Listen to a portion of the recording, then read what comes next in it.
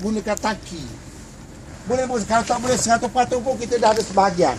Tengok nanti abang yang bincang.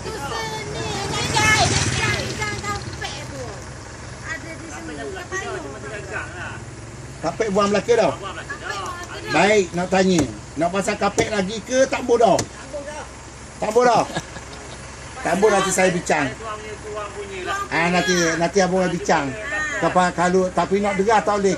Kalau Masjid Majid ni nak cari derma nak pasang mozaik saya rasa mudah. Kita pasang mozaik kan? Tak apa kita bincang sebelah insya-Allah. Okey insya-Allah. Okey. Bersih dulu. Assalamualaikum.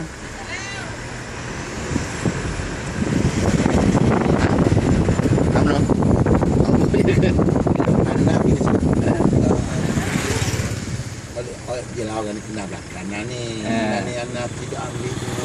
Assalamualaikum. Laki majid ya. Anak dah ambil orang ni.